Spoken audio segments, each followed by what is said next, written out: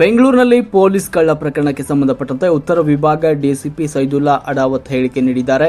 Rajagopal Nagar police ಠಾಣೆ ಸಿಬ್ಬಂದಿ ಹೊಯ್ಸಳ ವಾಹನದಲ್ಲಿ ಕರ್ತವ್ಯಕ್ಕೆ ನಿಯೋಜನೆ ಆಗಿದ್ರು.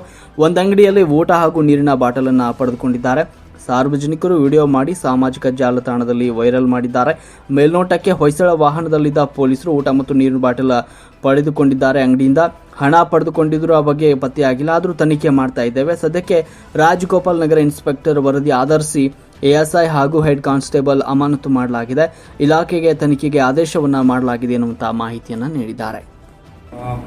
ಉತ್ತರ ವಿಭಾಗದಲ್ಲಿರುವಂತಹ ರಾಜಗೋಪಾಲ್ ನಗರ ಪೊಲೀಸ್ ಸ್ಟೇಷನ್ ಲಿಮಿಟ್ಸ್ನಲ್ಲಿ ಒಂದು ಹೊಯ್ಸಳ ವೆಹಿಕಲ್ನಲ್ಲಿ ಯಾವುದೋ ವಸೂಲಿ ಮಾಡ್ತಾ ಇದ್ದಾರೆ ಬೀದಿ ವ್ಯಾಪಾರಿಗಳಿಂದ ಎಂದು ಒಂದು ಚಿಕ್ಕ ವಿಡಿಯೋ ಸಾಮಾಜಿಕ ಜಾಲತಾಣದಲ್ಲಿ ವೈರಲ್ ಆಗಿದೆ.